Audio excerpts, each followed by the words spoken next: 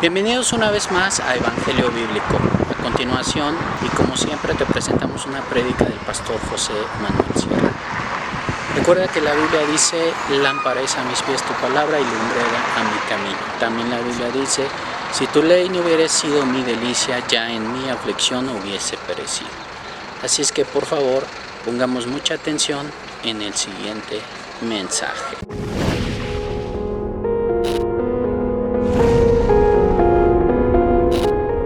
Que lo sepan, pero sería muy bueno que ustedes se acostumbraran por lo menos al culto del jueves. Ya el del domingo, pues ya es a lo mejor, pero por lo menos el culto del jueves, que ustedes se acostumbraran a tomar apuntes. Porque si no, yo me he preguntado muchas veces, ¿cómo pueden recordar ustedes lo que yo enseño cada semana? ¿Cómo hacen ustedes para recordar todo? Claro, a mí no me resulta tan complicado el recordarlo, porque yo tengo apuntes, porque yo lo he preparado, yo lo he compartido. Entonces, entre que lo he preparado, entre que lo he compartido, entre que lo tengo escrito, es muy difícil olvidar lo que uno comparte, ¿no? A menos que pase mucho tiempo. Pero, ¿y ustedes? ¿Ustedes cómo hacen para recordar todo lo que aquí se enseña? Hace unos días escuché a un maestro que decía: una cosa es enseñar y otra cosa es aprender. Mi obligación es enseñarles, pero vuestra obligación es aprender. ¿Se acuerdan ustedes cuando de repente llegábamos a clase y el profesor nos decía: hoy hay un examen? Y nos cogía así, en frío. Bueno, si te has ido preparando y has ido estudiando, el que te hagan un examen así de repente, pues no te tiene por qué asustar. Pero el que no se ha preparado, el que no ha estudiado, pues el que le hagan un examen de repente tiene que ser un shock tremendo, ¿no? Imagínense ustedes que de repente un día se me da por hacerles un examen de los últimos 4 o 5 estudios o predicaciones que yo he compartido en la iglesia. ¿Lo aprobarías? Si yo les pregunto a ustedes de qué prediqué yo hace 2 domingos, ustedes no tienen ni idea. Ni idea. Entonces, yo les propongo que ustedes, entre la edad que ya tienen algunos, entre que se dedican a otras cosas aparte de venir a los cultos, tomen de vez en cuando apuntes, hermanos, ¿sabes? Porque enseñar a mí me encanta y creo que es parte de mi ministerio, pero no te olvides que tu responsabilidad es aprender, porque para que haya una buena enseñanza, pues tiene que haber un buen aprendizaje. Me hace mucha gracia cuando en una clase a lo mejor de 30 alumnos, 29 suspenden y una aprueba. Algo tiene que estar haciendo mal el maestro. No es normal que de 30, 29 suspendan y uno solo apruebe. Entonces, en una congregación, si esto fuera un colegio, en cierto sentido, el que pasen semanas y ustedes tal vez no se acuerden de lo que se ha enseñado, pues a lo mejor es que yo lo estoy haciendo mal. Entonces, les animo a que ustedes tomen nota, porque el estudio, por ejemplo, de hoy es imposible que ustedes dentro de una hora lo recuerden. Es totalmente imposible, totalmente imposible. Pero alguien dijo que no solamente se puede recordar lo que oímos, sino que mucho más se puede recordar y repasar los apuntes que tomamos. Nuestro hermano Guido, este joven que estuvo con nosotros por aquí no hace mucho tiempo, él está asistiendo a una escuela bíblica. Una escuela bíblica con la cual yo me he puesto en contacto, porque yo quiero estudiar. Yo tengo unas ganas de aprender tremendas, pero lamentablemente el curso escolar me vale $24,900. Entonces dije, ¿y no habrá un curso más chiquito? Y me dice, sí, hay un curso que es de 3 meses, es más económico. Digo, ¿cuánto? Y yo digo, bueno, este es el mío. Y me dice, $14,900. Digo, ¿no habrá uno de una semana comprimido?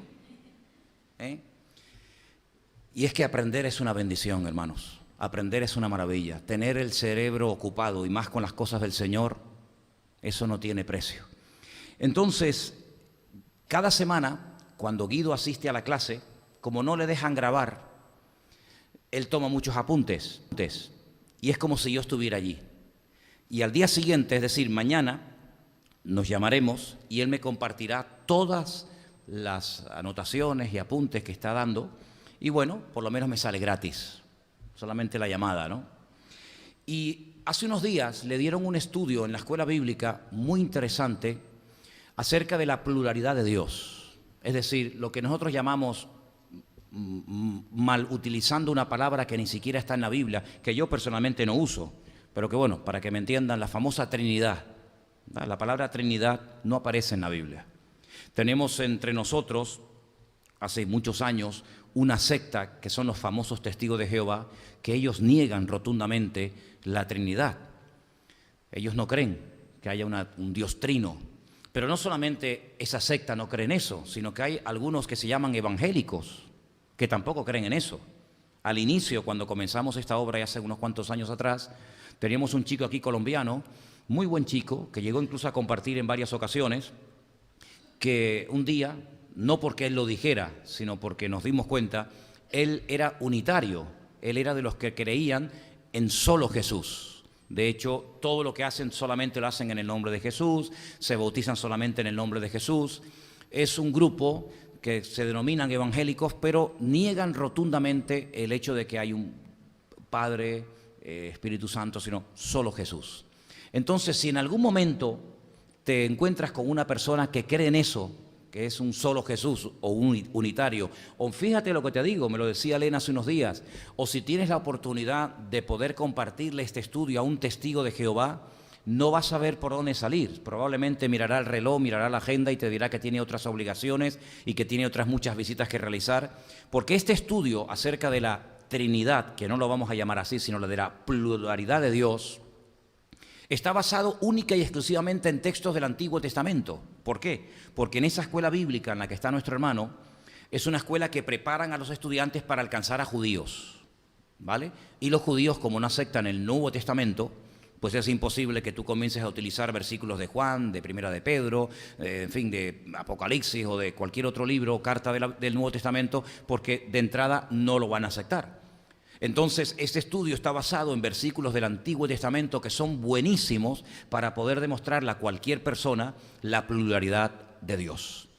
Algunos a lo mejor te suenan, otros ni siquiera leyéndolo 1000 veces lo vas a entender, porque como la traducción no registra lo que verdaderamente dice el texto, yo lo que he hecho es lo siguiente. Vamos a leer la lista de versículos en esta noche, vamos a ver hasta dónde llegamos en nuestras Biblias, y yo les voy a decir lo que dice el texto original, lo que dice el texto hebreo, para que veáis qué versículos tan buenos son, para que cuando le hables a un judío o cuando le hables a una persona que no crea en la Trinidad, sino que diga que eso es una idea del mundo pagano, del mundo grecorromano, que entró a partir del apóstol Pablo, pues que no salga con la suya, sino que le puedas demostrar con el Antiguo Testamento pues lo que nosotros creemos. Vamos a comenzar por el primer versículo de esta noche, y es uno muy conocido, ese sí que lo conoce todo el mundo, y te voy a decir qué es lo que ellos dicen y por qué no lo aceptan, aunque está clarísimo. Y es Génesis capítulo 1, versículo 26. Génesis capítulo 1, versículo 26, es Dios el que habla. ¿Con quién habla? ¿Con quién habla? Si Adán y Eva todavía no habían sido creados, ¿con quién habla? La respuesta que te dan los judíos, que no creen en la pluralidad de Dios, y la respuesta que te dan los testigos de Jehová es que él estaba hablando con los ángeles. Pero esto se puede desmontar perfectamente y vais a ver cómo. Génesis 1:26 dice, entonces dijo Dios, hagamos, fíjense cómo está la palabra en plural, hagamos al hombre a nuestra imagen, conforme a nuestra. No dice conforme a mí, sino conforme a nuestra semejanza. Y señoré en los peces del mar, en las aves de los cielos, en las bestias, en toda la tierra y en todo animal que se arrastra sobre la tierra. Es verdad que los ángeles fueron creados antes que el hombre. Eso es bíblico, es correcto. Ya Satanás estaba caído en tierra, ya se había producido aquella rebelión contra la soberanía, contra el gobierno de Dios. Pero eso no quiere decir que en ningún momento Dios está hablando con los ángeles.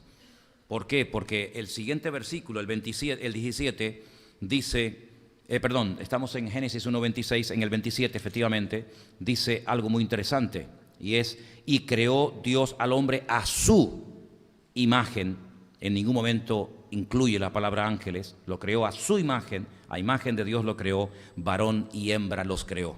Dios no está hablando con ángeles en el momento de crear al hombre. Si alguien te dice que está hablando con los ángeles, es muy fácil. Dile que te lo demuestre. Que te demuestre dónde Dios habla con los ángeles para hacer cualquier cosa, sea crear al hombre o sea hacer cualquier otra intervención. Este es el versículo tal vez más conocido, todos lo conocemos, sabemos perfectamente que ese Dios plural están hablando ahí entre ellos, aunque Dios es uno también, ¿verdad? Pero no está hablando con los ángeles. Pero hay otro versículo también en Génesis, un poquito más adelante, en el capítulo 11, el versículo 7, y llegamos al momento en el que Dios decide empezar de cero. Y en esta ocasión no va a ser un diluvio, sino va a ser una intervención diferente. Estamos hablando de la Torre de Babel. Y dice en el capítulo 11, versículo 7, ahora pues descendamos y confundamos allí su lengua para que ninguno entienda el habla de su compañero. No está hablando con los ángeles en ningún momento, en ningún momento. Cuando él habla de que descendamos y confundamos, estamos viendo un texto muy claro que habla acerca de la pluralidad de Dios. Estos dos versículos en español se entienden perfectamente, pero el siguiente, el capítulo 20, verso 13, en español no se ve claro. Por lo tanto, les tengo que dar un dato para que lo puedan utilizar, porque si utilizas este versículo sin dar ese dato, no dice nada. Apocalipsis 20, versículo 13, cuando Dios me hizo salir errante de la casa de mi padre, yo le dije, esta es la merced que tú harás conmigo, que en todos los lugares a donde lleguemos, digas de mí, mi hermano es. Si ustedes van al capítulo 20 del libro del Génesis, ustedes van a encontrar de quién está hablando ahí. ¿Quién está hablando? Está hablando el patriarca Abraham, ¿vale? El patriarca Abraham le está diciendo, está hablando, y él dice, Dios me hizo salir. La palabra es y tú, por si quieren escribirla, nos hicieron salir. En nuestra versión dice, Dios me hizo salir. El texto original es muy claro y dice, nos hicieron salir, ¿vale? Y ahí, una vez más, vemos la pluralidad de Dios. Claro, estos versículos tú se los enseñas a un judío y se queda realmente con la boca abierta, ¿verdad? Porque el que se suele utilizar generalmente son los versículos donde aparece la palabra Elohim. Todo lo que termina en im, que es una pequeña letra llamada yod y men sofit, siempre lleva una connotación de palabra en plural, pero ellos le dan otra explicación a eso, por lo tanto no te sirve. Pero este versículo es muy bueno porque vemos que hicieron salir, no solamente Dios, sino la pluralidad de Dios, ¿verdad? Y tú hicieron salir a Abraham. Más adelante, en el capítulo 35 del mismo libro, el versículo 7, Génesis capítulo 35, versículo 7, dice, edificó allí un altar y llamó al nombre El Betel, porque allí le había aparecido Dios cuando huía de su hermano. El capítulo 35 del libro del Génesis nos habla acerca del nieto de Abraham, nos habla acerca de Jacob. Y entonces el versículo 7 dice la palabra niglú. La palabra niglú significa se revelaron o se le aparecieron. Aquí dice, edificó allí un altar porque allí se le apareció Dios. Pero el texto original dice, se le aparecieron cuando huía de su hermano, ¿vale? Entonces, otro versículo que usted si quiere se lo puede mostrar a un testigo de Jehová. Primeramente, la mayoría de los testigos de Jehová no he conocido nunca a ninguno que sepa hablar hebreo ni griego, pero si le vienen con el cuento de que Dios, de que la palabra Trinidad no existe o que Dios no es un Dios trino, ahí tiene un texto con la palabra hebrea que se la estoy dando para que usted la pueda utilizar y a ver si son capaces de decirle que en hebreo no dice eso. La palabra que tiene que emplear usted es la palabra niglú. Nos revelaron, nos aparecieron. Eso es lo que dice el texto original. Damos un salto al segundo libro de Samuel, capítulo 7, versículo 23. Segunda de Samuel, capítulo 7, versículo 23, donde dice lo siguiente. ¿quién como tu pueblo, como Israel, nación singular en la tierra? Porque fue Dios para rescatarlo por pueblo suyo y para ponerle nombre y para hacer grandezas a su favor y obras terribles a tu tierra por amor de tu pueblo que rescataste para ti de Egipto, de las naciones y de sus dioses. La palabra que usted tiene que tener en cuenta ahí es la palabra al-Hu. Al-Hu, eso significa, cuando dice que fue Dios el que fue a rescatarlos, pues lo que dice es que como que fueron varios a rescatarlos. No es no solamente la palabra Dios, que aparece ahí en singular. La palabra Dios en nuestra Biblia siempre está en singular, siempre. Dios, ¿en qué está? En singular. Pero es que en la Biblia usted puede encontrar el nombre Dios, tanto en plural como en singular. Pero en español no existe, tendríamos que hablar de dioses. ¿El plural de Dios cuál es? Dioses, pero es que nosotros no creemos en dioses, creemos en un solo Dios. Pero es que la palabra dioses, que es Elohim, se puede utilizar, porque es un término polivalente, para hablar de dioses. Por ejemplo, el capítulo 20 del libro del Éxodo. ¿Qué es el capítulo 20 de Éxodo? Los 10 mandamientos. Ahí aparece, no tendrás lo yiyeh Elohim al panay, sino no tendrás dioses ajenos delante de ti. Y la palabra que aparece es Elohim. Elohim. Sí, pero Elohim no es Dios. Bereshit bara Elohim, en el principio creó Dios. Realmente en el primer libro de la Biblia dice, en el principio dioses creó los cielos y la tierra, dioses, pero claro, traducir que los dioses crearon los cielos y la tierra es dar pie a un politeísmo en el cual nosotros no creemos, pero es que realmente Elohim significa dioses, es la pluralidad de Dios. Ahora usted puede entender un poquito mejor el capítulo 1 de Juan, cuando dice en el principio, es que empieza exactamente igual que Génesis, Bereshit hayah hadabar, en el principio creó Dios, y en Juan 1.1 dice, en el principio era la palabra, y la palabra era dioses. Nuestra Biblia dice, en el principio era la palabra, y la palabra era Dios, pero realmente dice dioses. ¿Por qué? Porque creemos en la pluralidad de Dios. Entonces, ¿quién creó? ¿El Padre? ¿El Hijo? Cuando la Escritura dice que todo fue creado por Él y para Él y por Él, ¿verdad? Entonces no es que el Hijo empezó a existir cuando nació en Belén de Judea a través de María, sino que el Hijo es eterno, el Verbo es eterno, la palabra es Dios, la palabra es Dios, es eterno. Y entonces esa palabra se materializó, se humanó, se hizo carne. Eso es una cosa que no nos entra en la cabeza, porque nosotros no somos capaces de tener poder creativo con la voz. Podemos crear, podemos diseñar, podemos hacer cosas con las manos. Bueno, a veces hay personas que con la boca hacen unos cuadros espectaculares, o con los pies, he visto gente que toca la guitarra, pero sí, podemos hacer cosas con las manos, podemos hacer cosas con la boca, podemos hacer cosas con los pies. Fíjense estos futbolistas, las virguerías que hacen con los pies, por ejemplo, ¿no? O los malabaristas, pero y con la boca no podemos crear, no tenemos la capacidad, gloria a Dios, que Dios no le dio, no delegó esa capacidad al hombre de poder crear con la voz, sea la luz, pum, y se convierte la luz, silla, y se convierte la palabra silla en una silla, o la palabra dinero, pum, y aparece dinero, ¿verdad? Imagínense la cantidad de maldades, el destrozo que podía ser el hombre si fuera capaz de cristalizar, de materializar las palabras. Eso solamente es un poder que forma parte de la naturaleza, de la esencia misma de Dios. Dios no necesita utilizar ninguna materia prima, Dios no necesita utilizar absolutamente nada, ninguna herramienta, ni siquiera cuando dicen, bueno, es que la naturaleza es un instrumento en manos de Dios. No, señor, los instrumentos se usan cuando uno no es capaz de hacer una cosa. Si yo utilizo un martillo, cuando no soy capaz de clavarlo con mis manos. El instrumento habla de una incapacidad por parte del que lo usa. Si yo necesito un coche para poder desplazarme, ¿por qué? Porque, hombre, si me tengo que desplazar a pie y hacer los kilómetros que quiero hacer, voy a tardar una eternidad.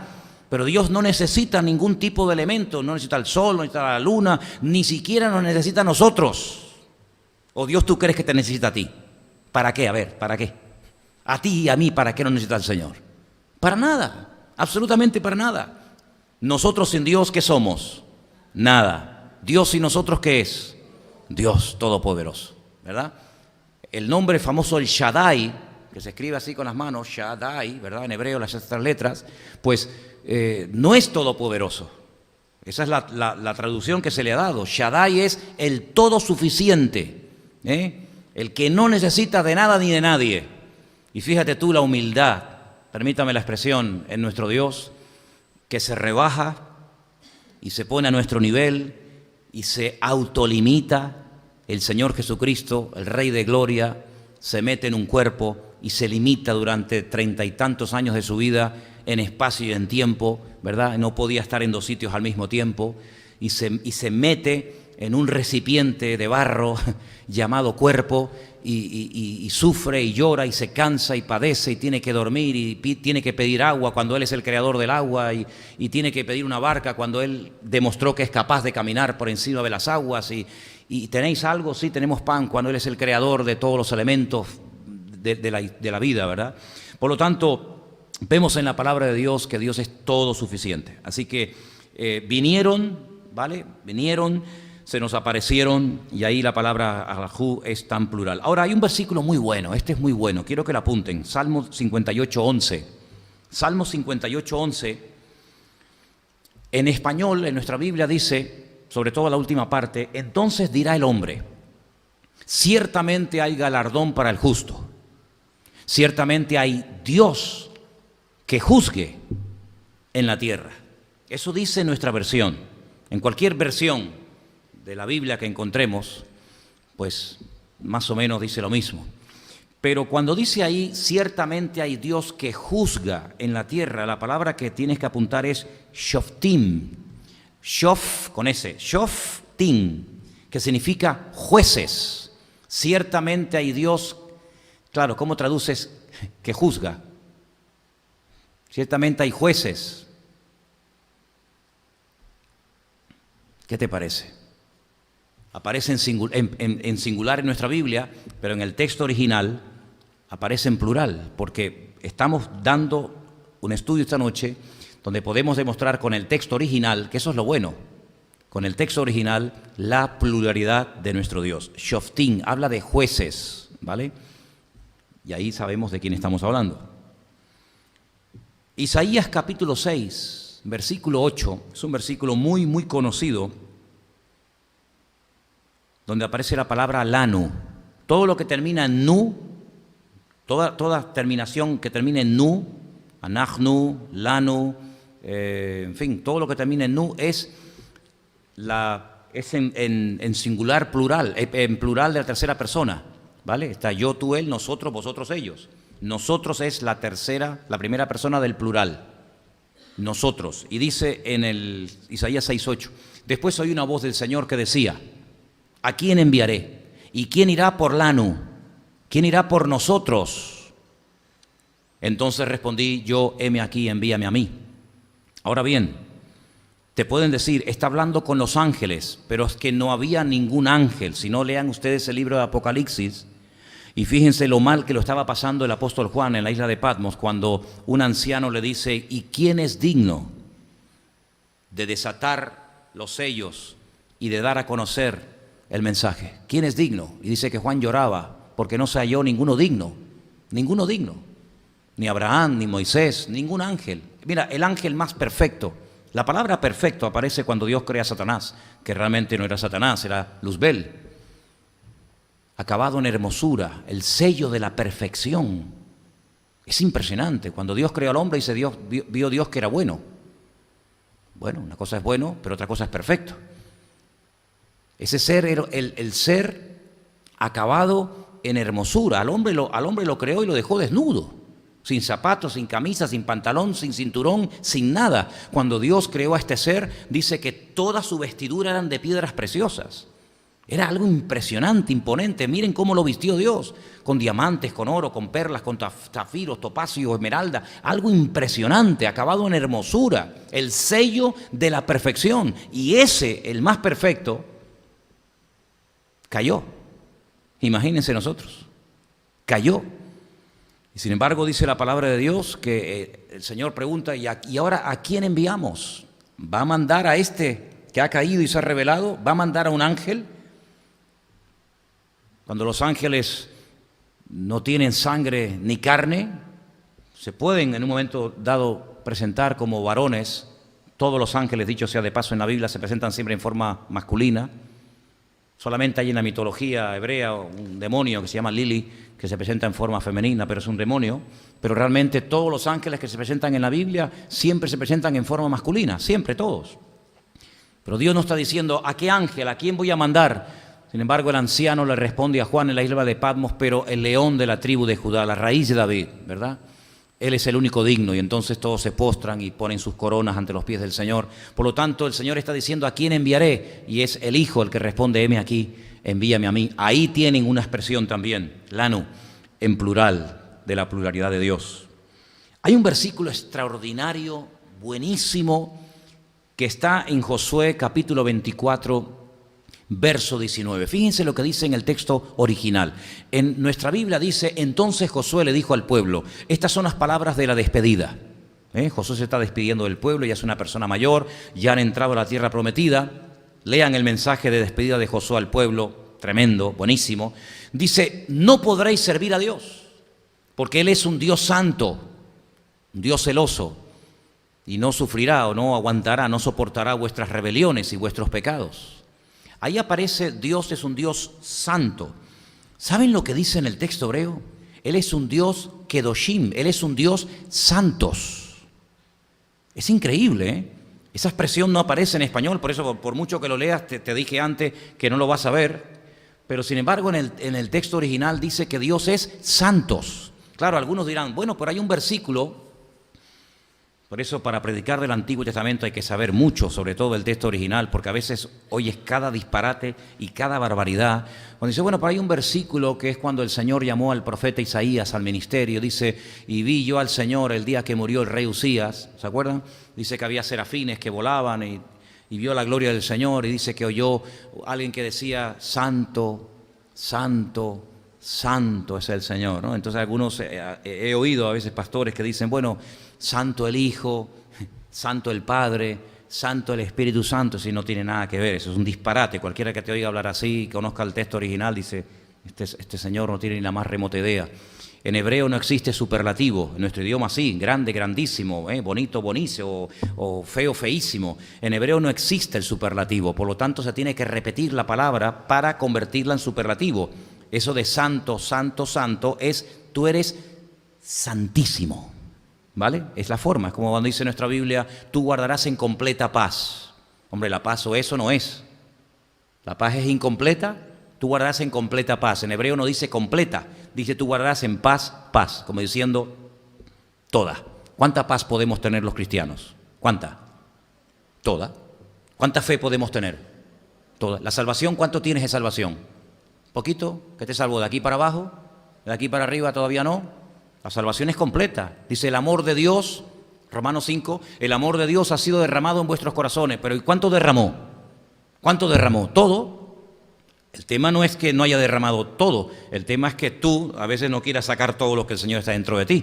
Como alguien dijo, a veces es necesario que se presente un Goliat en nuestra vida para descubrir el David que tienes escondido dentro de ti, ¿verdad? Entonces, Kedoshim, tú eres un Dios santísimos. Y claro, uno dice, pero eso es una falta ortográfica, no es una falta, está mal gramaticalmente. En español sí, en español sonaría fatal. Tú eres un Dios, como hemos cantado hoy, ¿no?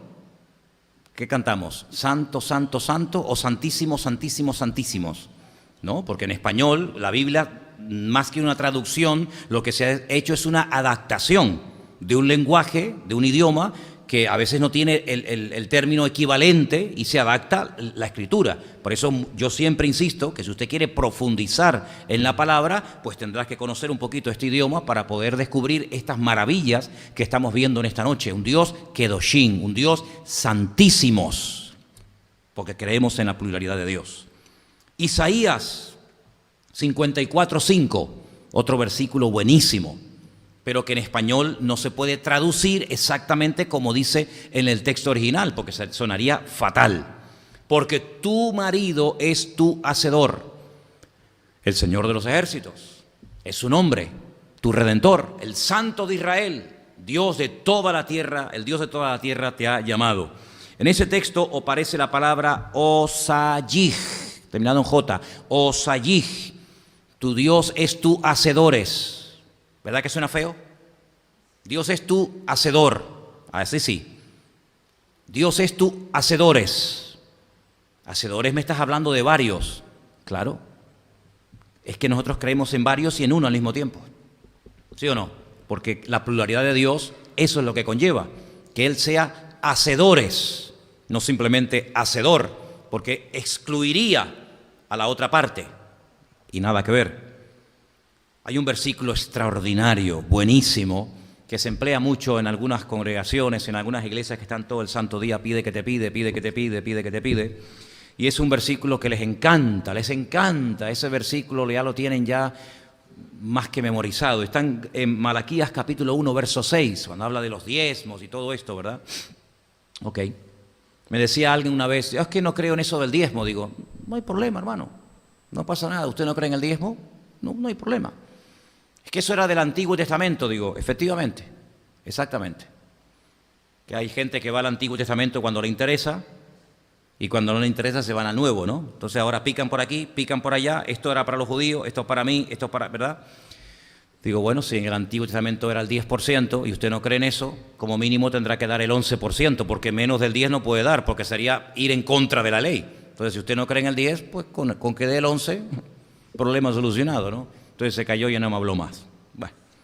Malaquías capítulo 1, verso 6, fíjate qué bonito el versículo. Está tratando de trazar un paralelismo entre el respeto a los padres y a los amos y desviar la atención del pueblo hacia el Señor. Y dice así, el hijo honra al padre, ¿verdad? Honrarás a tu padre y a tu madre, ¿no dice uno de los mandamientos? Ok, el hijo honra al padre, el siervo a su señor. Si pues yo soy padre, ahora es el Señor que está preguntando, ¿dónde está mi honra? Y si soy Señor, ¿dónde está mi temor? Dice el Señor de los ejércitos. A vosotros, oh sacerdotes, que menospreciáis mi nombre y decís, ¿en qué hemos menospreciado tu nombre? Dicho sea de paso, los sacerdotes de aquella época estaban tan ciegos que ni siquiera se daban cuenta de que lo estaban haciendo mal. Porque hay que ser ciego y torpe para no darse cuenta que uno está obrando mal. Bueno, pues lamentablemente eso es lo que ocurría. En ese versículo dice, el hijo honra al padre. En hebreo dice lo mismo. El siervo a su señor, en singular. Eso está bien. Si pues yo soy padre, ¿dónde está mi honra? Y si soy señor, ¿dónde está mi temor? Esa palabra señor es Adonim. No es Adonai. Adonai es en singular. Adonim es en plural. Imagínense que al principio dijera el hijo honra al padre y el siervo honra a sus señores. No podéis servir a dos señores, dijo el Señor, ¿os acordáis? Entonces fíjate qué interesante, en la primera parte el hijo honra al padre y el siervo a su señor, a su Adonai, ¿vale? Porque también se puede emplear la palabra Adonai para hablar de un señor. Está en singular, pero cuando habla de la honra debida al Señor, a nuestro Señor, no añade la palabra Adonai, sino Adonim. Él es nuestro señores. Claro, traducir literalmente ese texto al castellano, al español, sonaría mal. Él es nuestro señores. ¿Qué pasa? Que hay varios. No, estamos hablando de la pluralidad de Dios y estamos viendo a través de textos del Antiguo Testamento cómo se puede demostrar a cualquier persona que ponga en tela de juicio lo que estamos enseñando esta noche, que Dios es un Dios plural, ¿de acuerdo? No hay ningún problema en aceptar eso, pero hay que saber demostrarlo. Porque una de las cosas que yo veo que muchos cristianos hacen es que a veces dicen cosas que no pueden demostrar. Las repiten porque las han oído. No es que yo me crié en una iglesia donde toda la vida nos han dicho, por poner un ejemplo, el primero que se me viene a la cabeza, a mí sí me enseñó toda la vida de que la iglesia no va a estar en la gran tribulación. Muy bien. ¿Usted me podría demostrar su postura? Bueno, es que a mí me enseñaron, no, usted personalmente. O a mí me enseñaron que los dones del Espíritu Santo ya no existen hoy en día, ¿no? O a mí me enseñaron que Cristo va a venir en el 2018. Es decir, cualquier cosa que usted se atreva a decir, usted tiene que tener argumentos bíblicos para poder demostrarlo. Presentar con mansedumbre y defensa razón de la esperanza que hay en vosotros. ¿No dice eso la Biblia? Estad siempre preparados para presentar con mansedumbre defensa de las creencias o de la postura doctrinal que usted mantiene en su vida. Si usted no es capaz de demostrar lo que usted dice que cree, usted tiene un gravísimo problema, un serio problema. Usted tiene una fe basada no sé en qué, pero usted no puede demostrar con la palabra de Dios, ni siquiera con un solo texto, aunque realmente la hermenéutica dice que para afirmar algo categóricamente tiene que haber como mínimo 3 versículos, y yo les he dado ya, me parece que vamos por 10, tiene que haber como mínimo 3 versículos que avalen lo que usted dice que es así. Si no hay esos versículos, lamentablemente es una opinión personal, y dice la Biblia que ninguna profecía, ninguna parte de la palabra de Dios es de interpretación privada, ¿de acuerdo? Entonces muchas veces la gente lo que recurre es a opiniones personales, a mí me lo dijeron, yo lo leí en un libro, yo fui una vez a un congreso y hay un pastor que dijo no sé qué, o yo sentí, o yo vi, o yo un sueño. Miren, no hay ninguna experiencia, no hay ninguna revelación nueva que haga quedar mal a lo revelado y que encima está escrito en la palabra de Dios. Nadie puede venir mañana por aquí y decir que el Señor le ha mostrado que tal y como está el patio, tal y como está el panorama, el Señor ha decidido no venir. El mundo está muy malito, veo que hay una confusión terrible, veo que hay mucho follón y mucho lío, he decidido no venir. Y todo el mundo gritando amén. Ay, no. La palabra de Dios está llena de centenares de textos que afirman todo lo contrario. Por lo tanto, su sueño no ha sido de Dios. Dice la Biblia, 1 Corintios capítulo 14, que los profetas pueden hablar por turno. Claro, los profetas, cuando se refiere 1 Corintios 14, no se refiere a señores que empiezan a decir locuras y tonterías, sino son predicadores. Los profetas son predicadores, exponentes de la palabra. Eso es un profeta, una persona que expone la palabra. Dice, pueden compartir todos por turno. Cuando hable uno, el otro se sienta y se calla. Y dice, ¿y los demás qué tienen que hacer? Porque habla de 2 o 3. Habla de 2 o 3 y por turno. Y los demás juzguen. Los demás juzguen. Ay, pero la Biblia dice, no juzguéis para que no seáis juzgados. Claro, juzgar negativamente no es correcto, no es bíblico. Pero juzgar con justa medida, comprobando, como hacían los hermanos de Berea. Si cuando el apóstol Pablo terminaba de exponer las Sagradas Escrituras, o lo que él decía que eran las Sagradas Escrituras, comprobaban si era así o no era así. Por eso hay un matiz, una diferencia muy bonita entre los judíos de Tesalónica y los judíos de Berea. Dice, estos, los de Berea, eran más nobles porque comprobaban a la luz de las Sagradas Escrituras si lo que Pablo enseñaba era así o no era así. Fíjense al punto que hemos llegado, que he escuchado a pastores decirle a iglesias, hermanos, por favor, no me sean como los de Berea, ¿Y cómo? No me sean como los de Berea, siempre ahí mirando a ver si lo que digo es verdad o es mentira. Fíjense al punto en el que hemos llegado, y yo digo todo lo contrario, usted sea como los de Berea. A ver si lo que estoy enseñando es bíblico o no es bíblico. Hay 2 versículos más que quiero compartir con ustedes que son buenísimos. Los he dejado para el final como el postre. Uno está en Salmos y otro está en Proverbios. El de Proverbios es el 34. Ahí se hacen una serie de preguntas y yo quiero que ustedes en alta voz respondan a cada una de ellas. ¿Quién subió al cielo y descendió?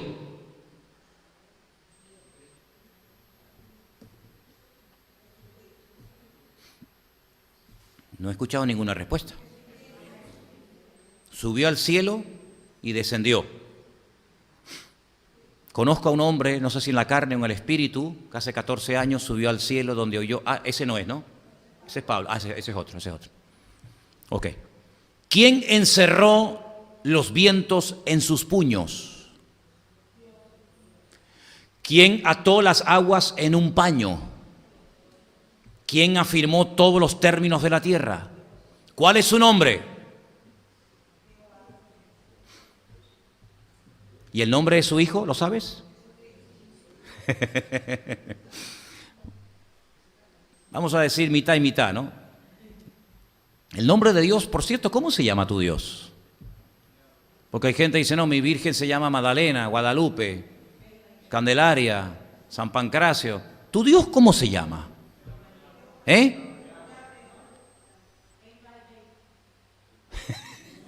Madre, tienen varios, aquí en la congregación hay varios, porque diferentes nombres, ¿no? Dios tiene un nombre o no tiene un nombre, claro.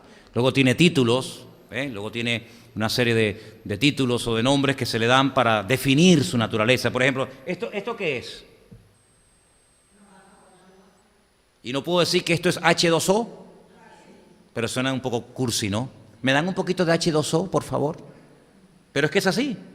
Es agua, sí, pero la esencia, lo metemos en un microscopio y lo analizamos y te dicen, esto tiene hidrógeno, esto tiene oxígeno.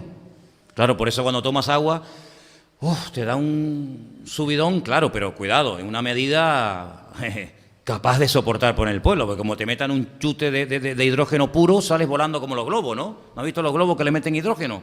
Salen volando, si te metieran hidrógeno, se fue con el Señor la hermana, ¿no? Bueno, pero es una proporción espectacular. H2O, perfecto, ok. Pero todo en la vida tiene una esencia y todo en la vida tiene un nombre vulgar. Si tú cuando, por ejemplo, estudias las mariposas, los perros, las aves, los mamíferos, tienen un nombre común, perro, gato, mariposa, sí, pero lee el nombre científico de la mariposa, no me atrevo a pronunciarla. No me atrevo a pronunciarla. Igual que las medicinas, ¿no? No, dame una aspirina, dame no sé qué. Pero cada pastilla o cada nombre o cada persona o cada cosa detrás tiene un nombre que define la esencia de lo que es. Entonces nuestro Dios tiene un nombre y ahí dice el autor de este proverbio, ¿cuál es su nombre? Porque una de las preocupaciones que tenía Moisés cuando llegara a Egipto es, como me pregunten quién me manda, ¿qué les digo? Porque allí en Egipto tienen millones de dioses, hasta el faraón dice que es un dios. Tienen un dios para el río Nilo, tienen un dios para esto, tienen un dios para aquello, y tú me estás hablando a mí, me estás dando unas experiencias tremendas, que si lo de la mano, que si lo de la lepra, que si esto, que si aquello, la serpiente, pero claro, después resulta que Moisés llega a Egipto y una de las cosas que hace, como es arrojar la vara al suelo, después resulta que los brujos, de verdad, los que estaban al lado del faraón también lo hacían. Entonces, ¿ahora qué pasa? ¿Quién te manda a ti? ¿Cómo se llama tu Dios? Y ahí Dios le responde, ¿verdad? Y le dice en español, yo soy el que soy, ¿verdad? Ani, yo seré el que seré, dice en hebreo, yo seré el que seré. Eso en español como que no dice nada, ¿no? Pero es un nombre que tiene los 3 tiempos del verbo ser. Los 3 tiempos del verbo ser. Porque Dios, ¿qué es? ¿Pasado? ¿Dios fue? ¿Dios es o Dios será? ¿Qué? ¿Dónde lo metemos? ¿Dios fue? No, si fue entonces no es. ¿Dios es? Entonces no será. Entonces en el nombre de Dios que lleva esas 4 letras, Yod, Hei, Bat, Hei, ahí están los tiempos del verbo ser. Por eso el verbo ser en presente no existe en hebreo, ¿verdad? Porque es un verbo cambiante completamente. Yo bebo, ¿vale? Yo como, yo camino, yo canto, pero yo soy. En cuanto digo yo soy, ya no soy, ya fui, porque pasó. Entonces el tiempo presente del verbo lijiyot, que es el verbo ser, no existe en presente. Entonces Dios, si le hubiera dicho yo soy el que soy, pues en el momento en el que salió de su boca esa palabra ya no eres, ya era, fue una parte del pasado. Y como en él no hay sombra de variación, ¿verdad? La sombra que nos indica que las cosas se mueven. La sombra que proyecta el ser humano no es la misma a las 3 de la tarde que a las 12 del mediodía que a las 5 de la tarde. Si la sombra va cambiando, ¿verdad? La sombra se va alargando, se va encogiendo, pero en él no hay ni siquiera sombra, ni siquiera sombra. De hecho, Dios no proyecta sombra. Bueno, pero vamos a dejarlo ahí. Entonces, ahí está diciendo el autor del libro de Proverbios, perdón, de este proverbio, porque no es Salomón el que habla esto, ¿cuál es el nombre de Dios? ¿Conocéis el nombre de Dios? ¿Y el nombre de su hijo? Claro, un judío te va a decir, el nombre de su hijo es Israel. Y te puede llevar un texto del Antiguo Testamento que te dice, Israel es mi hijo. Y es verdad, lo dice, Israel es mi hijo. Y te lleva otro que te dice, y de Egipto llamé a mi hijo. Y tú dices, y ellos dicen, el Señor nos llamó a nosotros, estábamos en Egipto y nos llamó y nos llevó a la tierra prometida. Claro, pero nosotros también sabemos que el Hijo de Dios se llama Emmanuel, Dios con nosotros, ¿verdad? Ok. Y el último versículo es muy bueno y es para tenerlo presente. Salmo 2, versículo 12, y dice lo siguiente, Salmo capítulo 2, verso 12. Honrad al Hijo. La palabra hijo en hebreo es ben, pero ahí aparece la palabra bar. Lo digo porque si hay algún listillo que os dice esto para que no os descoloque. No, por ahí no aparece la palabra ben, y es verdad, la buscas y no aparece la palabra bar, pero la palabra bar también significa hijo. Bartimeo, ¿conocéis un señor? Se llama Bartimeo, ¿qué significa eso? Hijo de Timeo, Bartimeo, hijo de Timeo. Bar Jesús, hijo de Jesús. Entonces, honrad al Bar, honrad al Hijo. Claro, ahí, si os dais cuenta en el texto, aparece la palabra hijo con mayúscula. Eso es una cosa que va bien en nuestro idioma, pero en hebreo no es necesario escribir hijo con mayúscula para referirse al Hijo de Dios o hijo con minúscula para referirse a nosotros, porque en hebreo, lo he dicho 1.000.000 de veces, las mayúsculas no existen. No existe la palabra mayúscula. Uy, entonces, ¿cómo sabes si es el Hijo de Dios o es el Hijo de fulano? Por la palabra. ¿Y cómo sabes si es Dios o es dioses? ¿Y cómo sabes si es Señor? Bueno, eso se aclara perfectamente, no solamente por el contexto, sino por la palabra específica. Honrad al Hijo, ¿para qué? Para que no se enoje. Interesante, ¿no? Y perezcáis en el camino, pues se inflama de pronto su ira. ¿No lo vimos airado cuando entró al templo de Jerusalén y volcó las mesas de los cambistas? Ahí no entró dando besitos y palmadas en la espalda. Ahí se derramó la ira, ¿no? Bienaventurados todos los que en Él confían. Luego, simplemente por honrar y por creer en el Hijo, tú en esta noche eres bienaventurado. ¿Cómo se dice en hebreo la palabra bienaventurado? ¿Alguien se acuerda? Ashrei. ¿Qué significa Ashrei? Rico. Ashrei, Haish, Asher, Lo, Halak, Basar, Reshaim, Udere, Hataim, Lo, Amadu, Moshad, Lesin, Lo, Yesha. Bienaventurado el hombre.